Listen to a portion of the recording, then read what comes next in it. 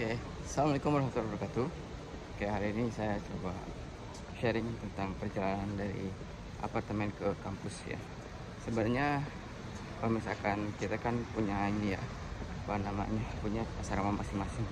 Tapi kalau misalkan kita keluarga, nah kita tinggalnya di luar. Jadi kalau misalkan tinggalnya di luar, itu kita tinggalnya di apartemen. Tapi perjalanannya nggak makan banyak waktu ya, sederhana. Jadi tinggal naik bis, satu kali naik bis langsung nyampe, cepet banget. Nah, jaraknya itu sekitar 10 menit lah ya. Cuman ngetem aja berapa 15 menit buat apa namanya, pemberhentian terakhir. Jadi jalurnya karena saya tinggal di luar, namanya Tokbah itu, jadi tinggalnya di street 7. Habis itu ke bisnya di street 20. 7 ke 20 itu sekitar 15 menit jalan kaki, jadi gampang gitu ya. Sekitar 15 menit jalan ya, itu olahraga pagi, menggerakkan latihan haji juga ya. Nah, habis itu kita nunggu di halte deh, dan nggak nunggu lama sih, paling maksimal setengah jam. Itu juga paling lama banget, yang cepet ya 10 menit, tergantung waktunya. Nanti juga bakal tahu lah apa namanya, jadwal-jadwal tersendiri. Nah, seperti itu. Nah, sambil jalan mungkin ngobrol juga nih, gimana cara buat bawa keluarga ya, buat yang sudah berkeluarga. Nah, pertama teman-teman harus nyiapin dulu persyaratan-persyaratannya. Jadi yang harus digarisbawahi yaitu teman-teman gak bisa langsung bawa keluarga gitu ya, ke Saudi gitu ya, khususnya yang mahasiswa. Jadi harus punya iqomah dulu. Nah, mahasiswa itu langsung nyampe, kita calling visanya nggak ke keluarga, nggak, jadi calling visanya ke sendiri karena yang dapat LOA-nya ya.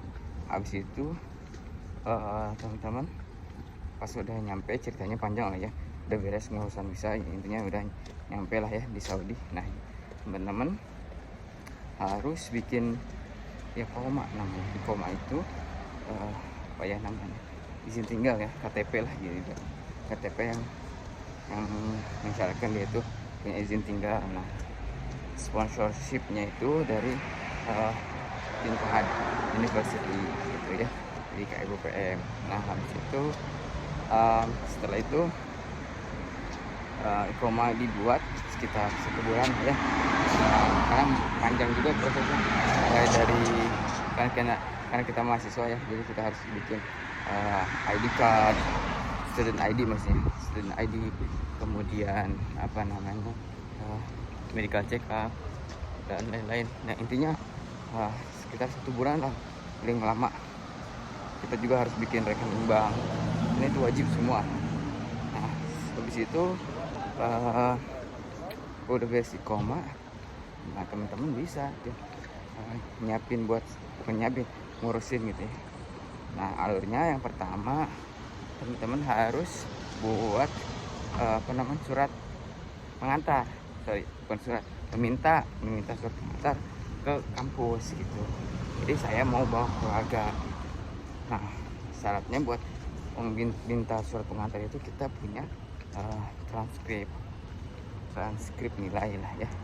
Nah, transkrip nilai itu didapat dari portal kampus, kita ngasihkan, terus kemudian mereka urusin sekitar 1 minggu lah, karena mungkin ya banyak juga, jadi kita sabar aja. Terus habis itu setelah sudah beres 1 minggu, nah persyaratannya harus dikasihkan ke namanya Istiqdam. Persyaratannya apa aja? Istiqdam tuh kayak apa ya namanya, tempat calling visa lah ibaratnya kayak gitu. Nah, habis dari Istiqdam, sebelum Istiqdam itu kita nyiapin persyaratan apa aja nih. Pertama, dicatat ya, paspor ini wajib untuk semua keluarga, apalagi suami misalkan, istri gitu ya. Terus kemudian anak-anak juga wajib kan, namanya juga perjalanan pakai pesawat. Terus iqomah mahasiswa ya, iqomahnya masuk kan harus ada semuanya ya. Terus habis itu semuanya difotokopi. Kemudian yang kedua adalah ijazah asli dan legalisir. Itu yang translate-nya bahasa Arab. Kemudian kalau misalkan di Indonesia translate-nya kita harus ada apostilnya. Tapi kalau misalnya kita translate-nya di Arab gitu ya, kalau saya translate-nya semuanya gitu ya, dokumen-dokumen di Arab, jadi gak usah diapostil karena kan orang Arab sendiri yang translate-nya ya. Terus kemudian habis ijazah dan translate, kemudian surat nikah juga harus di translate ke bahasa Arab. Terus akte kelahiran anak semuanya di translate juga ya. Nah, dipisahin lah kalau udah beres semuanya, yang dua map gitu, satu original, satu kopian ya, fotokopinya. Biar apa? Biar nanti gak kebawa sama tim staffnya ya. Jadi kalau misalkan originalnya nanti bisa dipakai gitu. Persyaratannya nggak terlalu ribet kok, insya Allah mudah. Terus habis itu kita ya udah sehari jadi kok calling visa tuh. Tapi mungkin ditanya-tanya juga nanti tuh ada penghasilan di luar gak, selain mahasiswa gitu. Misalkan kalau misalkan ada yang ngajar, misalkan ada bisnis, ada, sebutin aja. Karena kalau misalkan ada slip gaji gitu ya, boleh, itu lebih memperkuat diluluskan. Karena ada juga yang gak lulus karena penghasilannya harus ada yang mengcover gitu.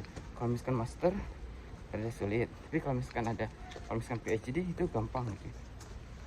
Karena standarnya 4.000 kan ya untuk gaji, biar gaji dibawa lah ya, dari bisa dibawa ke di penghasilan yang diperbolehkan ibaratnya lah ya. Cuman itu secara tertulis aja, karena kan kalau master itu sekitar 2.000 ya. Nah itu khawatirnya khawatirnya nggak ke ACC sama mereka. Jadi kalau bisa ada slip gajinya atau enggak tabungan yang meyakinkan mereka. Habis itu ditandatangan, terus keluar deh surat kuning. Kita biasanya nyebutnya surat kuning. Nah surat kuning ini yaitu izin calling visa. Nah surat kuning ini di foto atau di screenshot, gimana lah caranya biar nanti dikirim ke Indonesia gitu, buat diurus ya sama agen mungkin kayak gitu. Kita mah tinggal ngurus SKCK aja. Nah gitu doang sih sebenarnya, gak terlalu ribet insyaallah. Apalagi ya, ini kita lagi nyampe nih di halte bis. Haltenya juga lumayan lah, nggak terlalu jauh, arah pagi ya. Itu mungkin kalau hari ini sharingnya buat teman-teman yang mau nanya, boleh nanya di kolom komentar ya. Insya Allah nanti kalau luang saya jawab semuanya. Oke, bye. Assalamualaikum warahmatullahi wabarakatuh.